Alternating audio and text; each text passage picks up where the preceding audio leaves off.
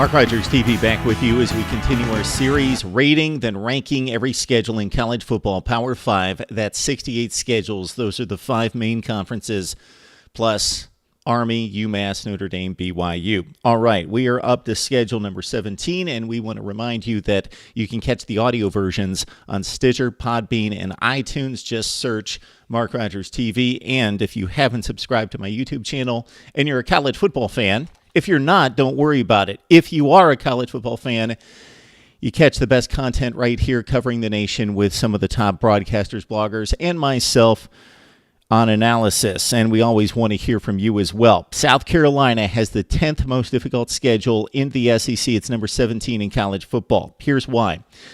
Carolina's done a nice job in recent years.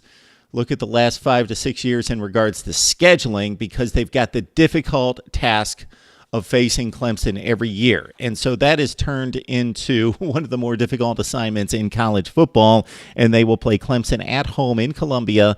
After a complete thrashing in 2016, they played the Tigers November 25th.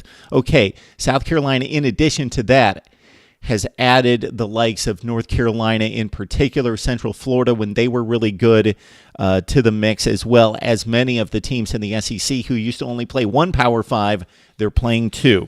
So it's North Carolina State out of the gate September 2nd. North Carolina State, neutral site game in Charlotte. Looking forward to this game. I think it's a nice matchup between the SEC and the ACC right there. Of course, not Bama, Florida State, but mid-tier teams in each conference.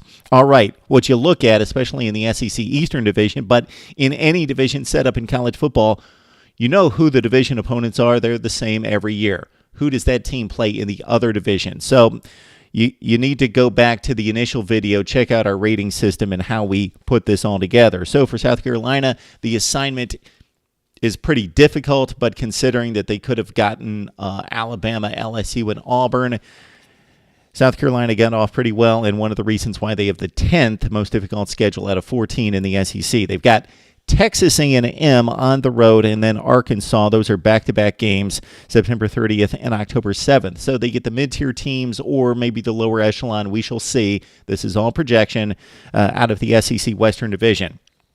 All right, so for South Carolina, the 2 more difficult stretches of the season start with that Aggies game on the road at Kyle Field, September 30th. They've got Texas A&M, Arkansas, and Tennessee back-to-back-to-back. Then they have a bye.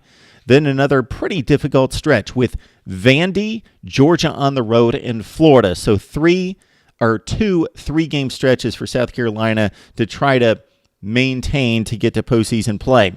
In addition to Clemson and NC State, the 2 other non-conference games, Louisiana Tech, no pushover, 82nd in the ESPN Power Index, and also Wofford to tune up for the Clemson game on November 18th. Otherwise, if you throw out Wofford, then you add Clemson to that difficult stretch at the end of the year with Vandy, Georgia, and Florida. South Carolina, it's a tough schedule, but because of the SEC strength, 10th in the conference, 17th in the nation. Let's talk it up right here at Mark Rogers TV.